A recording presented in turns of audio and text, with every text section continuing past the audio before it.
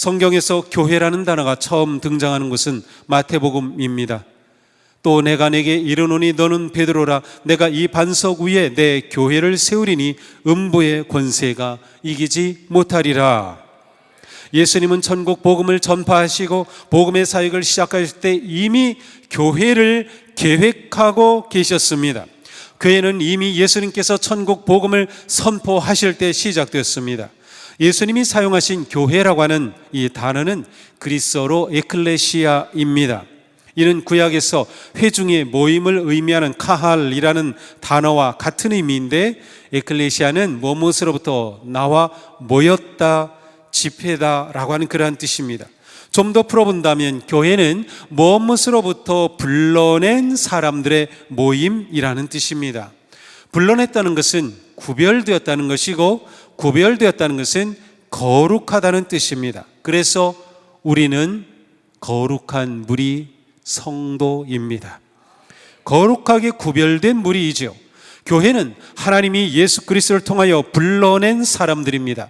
무엇으로부터 불러냈습니까? 세상으로부터 불러냈습니다. 세상의 죄와 어둠과 죽음으로부터 불러내어 생명과 빛과 사랑의 하나님 나라의 백성이 되게 하셨습니다. 그러므로 교회란 하나님이 그리스도 예수님을 통하여 불러낸 하나님의 사람들입니다. 우리가 교회입니다. 그러면 사람은 어디서 왔습니까? 하나님은 태초에 우주 만물을 지으시고 사람을 지으셨습니다. 사람은 하나님의 피조물입니다. 하나님은 흙으로 빚으시고 생기를 불어넣으셔서 생명을 지닌 존재인 사람이 되게 하셨습니다. 사람은 곧 생명의 기운, 생명이 있는 존재입니다. 그러므로 사람들이 모여 하나님의 은혜 안에 구속함을 받은 우리가 모여 이룬 교회는 생명의 모임인 생명 공동체입니다.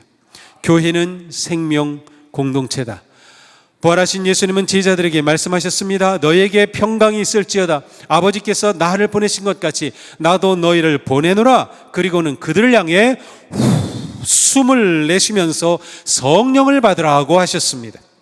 예수님은 숨을 불어넣으시어 생명체인 교회를 시작하셨습니다. 교회는 조직이나 기관 이상입니다. 교회는 성령으로 말미암아 그리스도의 생명을 품은 생명체입니다. 예수님이 승천하신 후 오순절 마가의 다락방에 모인 제자들이 한마음으로 오직 기도에 힘쓸 때 그들에게 놀라운 일이 일어났습니다. 갑자기 하늘에서 세찬 바람이 부는 듯한 소리가 들려오더니 그들이 앉아있던 온 집안을 가득 채웠다. 그러자 혀 같은 것들이 나타나 불길처럼 갈라지며 각 사람 위에 내렸다. 그들의 마음은 성령으로 가득 차서 성령이 시키는 대로 여러 가지 방언을 말하기 시작하였다. 이렇게 성령님의 충만한 강림으로 교회가 시작되었습니다. 성령 강림절에 성령님이 채우신 생명이 교회의 시작이 되었어요. 생명체는 살아 움직입니다. 자라납니다. 변화합니다. 생명체가 자라기 위해서는 양분을 섭취하고 활동하고 일을 해야 합니다. 계속해서 번식함으로 생명을 이어갑니다. 교회가 생명체라면 건강한 교회는 숨을 쉬고 성령님이 소통되고 일하고 사역하고 성장하고 번식합니다. 전도하고 성장합니다. 교회는 예수 그리스도께서 머리가 되어 이끄십니다. 하나님은 말씀과 성찬으로 교회를 먹여주십니다. 교회는 성령님을 통해 생명의 숨을 쉬면서 주신 지혜와 은사와 능력으로 다양한 봉사와 섬김의 사역을 합니다. 예수님은 내가 이 반석 위에 교회를 세우리니 라고 말씀하셨습니다. 예수님은 처음부터 교회를 계획하셨고 교회의 주님이 되셨습니다. 사도 바울은 말씀합니다. 그분은 교회라는 몸의 머리이십니다. 그는 근원이시며 죽은 사람들 가운데서 제일 먼저 살아나신 분이십니다. 이는 그분이 만물 가운데서 으뜸이 되시기 위함입니다. 교회는 예수님의 몸이고 예수님은 교회의 머리이십니다. 예수님은 성도와 함께 하시고 성도 안에 계심으로 구약의 성전은 폐기되었습니다. 성도가 성전이 되었습니다. 고린도서는 성도가 성전임을 강조하여 말씀합니다. 여러분은 하나님의 성전이며 하나님의 성령이 여러분 안에 거하신다는 것을 알지 못합니까? 성도가 성전입니다. 성도가 모인 교회가 성전입니다. 성령님은 생명을 불어넣으셔서 교회를 건물이 아닌 생명의 성전이 되게 하셨습니다. 부활의 주님은 우리 안에 계시고 우리와 함께 하시고 우리 가운데 계시면서 우리에게 말씀하시고 인도하시고 사랑과 생명을 채워주십니다. 그러므로 진정한 교회는 그리스도의 영과 생명이 충만합니다. 건강하고 진정한 교회는 머리이신 예수님께 복종하며 예수님의 뜻을 이루는 교회입니다. 세상의 모든 교회에는 머리이신 주님의 뜻을 이룰 사명이 있습니다. 우리 교회에도 사명, 비전이 있습니다. 우리 교회가 존재하는 가장 중요한 이유, 목적, 우리의 비전, 사명이 있습니다. 그것은 하나님을 사랑하고 기쁘시게 하기 위해서입니다. 예수님은 말씀하셨어요. 내 마음을 다하고 목숨을 다하고 뜻을 다하여 주 너의 하나님을 사랑하라 하셨으니 이것이 크고 첫째 되는 계명이요 둘째도 그와 같으니 네 이웃을 내 자신과 같이 사랑하라 하셨으니 이 두 계명이 온 율법과 선지자의 강령이니라. 예수님은 하나님의 모든 율법을 하나님의 사랑과 이웃 사랑으로 요약하셨습니다. 교회의 사명은 하나님을 사랑하는 것입니다. 교회는 예수님의 구속의 은혜로 나타난 하나님의 사랑을 받은 성도들의 모임입니다. 그러기에 하나님을 사랑하는 것보다 더 중요하고 우선인 것은 없습니다. 우리는 하나님을 사랑하기에 예배합니다. 우리는 예배할 때마다 예배가 하나님을 사랑하는 최고의 일이라는 것을 알아야 합니다. 우리는 하나님을 사랑하기에 말씀에 순종합니다. 하나님의 사랑을 전파합니다. 선교하고 전도합니다. 주님의 나라를 위해 봉사하는 거죠. 또한 하나님을 사랑하는 성도는 서로 사랑하고 이웃을 사랑할 수밖에 없어요. 그것이 하나님이 원하시고 기뻐하시는 뜻이기 때문입니다. 하나님을 사랑하는 성도는 자연스럽게 이웃을 사랑합니다. 우리가 이웃을 사랑한다는 것은 그들을 복되게 하는 것이에요. 우리는 어떻게 사람을 복되게 할 수 있을까요? 어떻게 하는 것이 정말로 사랑하는 것일까요? 가장 중요한 것은 생명의 복음을 전하는 것입니다. 이웃에게 줄 수 있는 최고의 선물은 구원의 복음입니다. 이것보다 더 중요하고 좋은 선물이 있나요? 이것보다 더 가치 있는 선물이 있나요? 우리가 이웃에게 줄 수 있는 최고의 선물은 복음입니다. 우리 자신이 구원의 은혜를 감사하며 기뻐하는 만큼 우리는 구원의 복된 소식을 널리 알리고 전할 수밖에 없어요. 우리는 적어도 누군가 그를 사랑한다면 그의 영혼 구원을 위해 기도하고 복음을 전해야 하는 겁니다. 교회는 처음부터 세상을 위한 교회로 시작됐습니다. 교회가 세상 끝까지 나아가서 섬기는 것이 교회를 세우신 하나님의 뜻입니다. 세상을 살리고 세상의 희망이 되고 세상을 복음으로 위로하며 하나님의 사랑을 품고 고난과 상처와 가난과 아픔과 절망이 가득한 세상으로 교회는 나아가야 합니다. 성도는 늘 겸손하게 낮아지고 섬겨야 하듯이 교회도 겸손하게 세상을 섬겨야 합니다. 그러므로 우리 교회의 비전은 세상을 평화롭게 하는 것입니다. 세상을 평화롭게 한다는 것은 많은 것을 포함합니다. 절망이 있는 곳에 희망을 주는 것, 상처가 있는 곳에 치유를 일으키는 것, 분열이 있는 곳에 일치를, 두려움이 있는 곳에 평안을, 전쟁이 있는 곳에 평화를 이루는 것, 바로 이것이 우리의 비전이고 사명입니다. 이렇게 하여 우리 교회의 비전은 하나님을 기쁘시게, 사람을 복되게, 세상을 평화롭게입니다. 한 번 우리 같이 외쳐보겠습니다. 하나님을 기쁘시게, 사람을 복되게, 세상을 평화롭게. 그렇습니다. 우리 교회 이 비전의 의미를 알겠죠? 이것이 우리가 존재하는 이유입니다. 이것이 우리가 나아가는 방향이에요. 이것이 큰 그림입니다. 우리는 이 비전을 이루기 위해, 이 사명을 위해 존재합니다. 그리고 이 사명을 우리는 5대 핵심 사역을 통해 이루어 갑니다. 그 5대 핵심 사역은 예배, 교제, 훈련, 전도, 봉사입니다. 우리 교회 모든 사역은 반드시 이 5가지 가운데 하나에 속해 있든지 5가지 중에 2개, 3개, 여러 군데 속해 있습니다. 우리가 하는 사역은 우리의 이 비전을 이루기 위한 하나님의 몸, 그리스도의 몸인 교회의 약동하는 일입니다. 하나님의 나라를 이루어가는 것. 자, 5대 핵심 사역의 첫 번째는 무엇인가요? 그것은 예배입니다. 예배는 교회가 존재하는 가장 중요한 이유입니다. 우리는 하나님을 예배하기 위해 교회가 되었습니다. 예배는 하나님을 기쁘시게 하는 가장 아름답고 거룩한 일입니다. 예배는 하나님을 사랑하는 믿음의 열매입니다. 우리는 하나님을 사랑하기에 예배합니다. 이 세상에 예배하지 않으면서 진정한 그리스도인은 될 수 없습니다. 이 세상에서 예배하지 않으면서 교회일 수는 없습니다. 우리가 그리스도인이다, 우리가 교회다 라고 할 때 거기에는 예배한다는 것이 당연히 담겨 있는 거예요.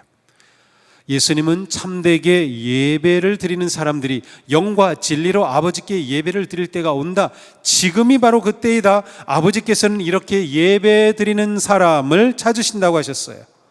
하나님은 영과 진리로 예배하는 자들을 찾으십니다. 우리는 예배하기 위해 교회가 되었습니다. 예배를 영적 삶의 우선순위에 두셔야 합니다. 마음과 에너지를 예배에 집중하십시오. 예배를 시간 사용의 우선순위에 두십시오. 영과 진리의 예배가 되도록 힘쓰십시오. 우리의 인생은 예배에 성공하면 성공한 것이고 예배에 실패하면 실패한 인생입니다. 이것이 성도의 인생이에요.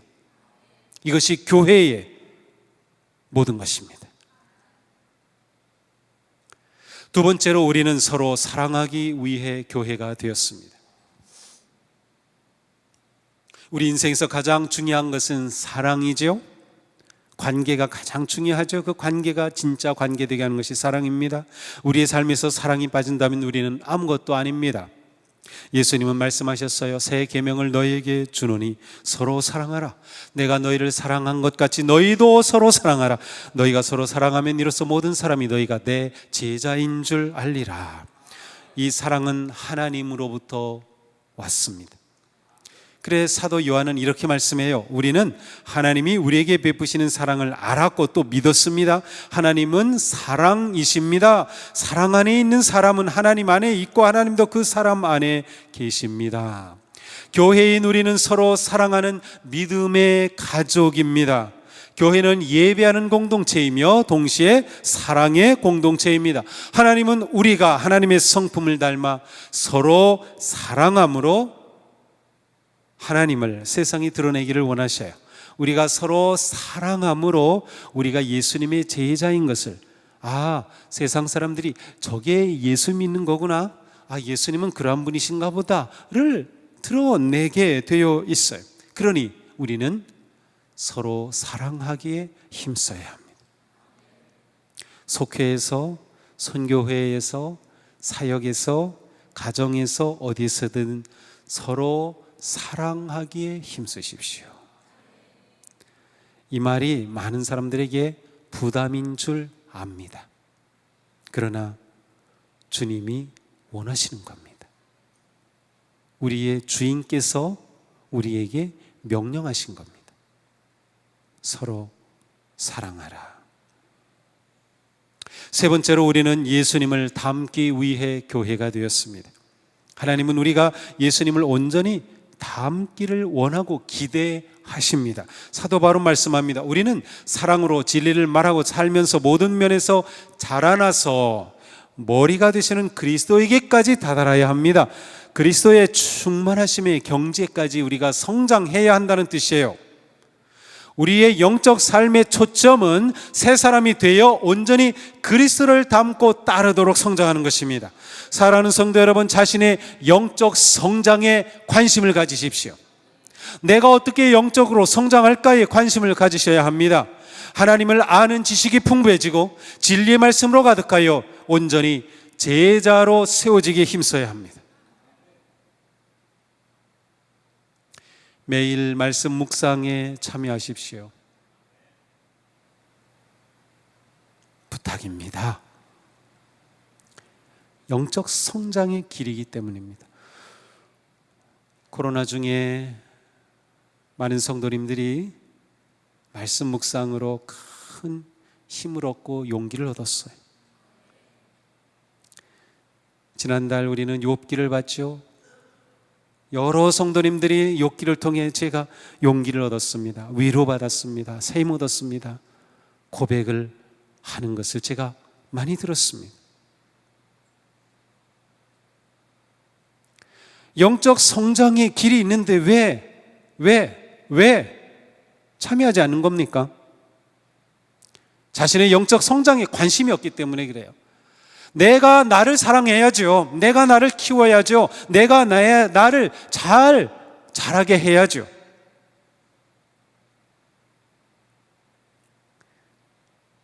세상에서도 마찬가지예요.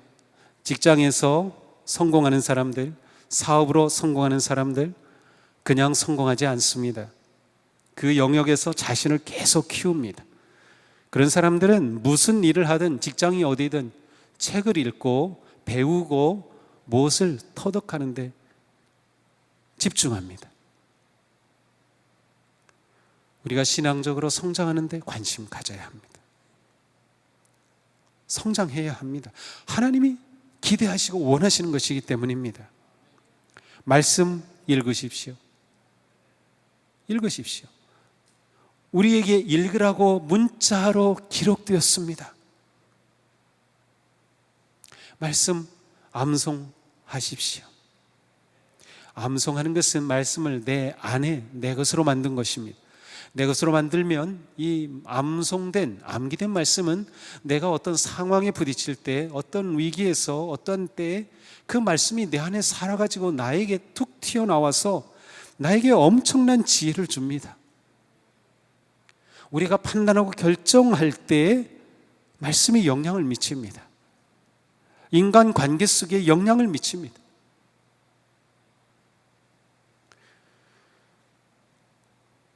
양육 훈련에 참여하십시오.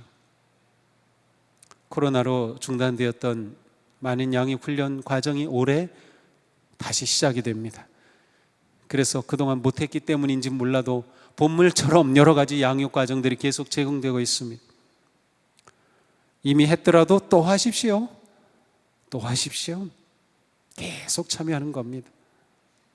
한 번 하고 끝난 사람은, 또 참여하지 않아도 될 사람은 배운 그대로 100% 실천하고 적용한 사람은 또 하지 않아도 돼요.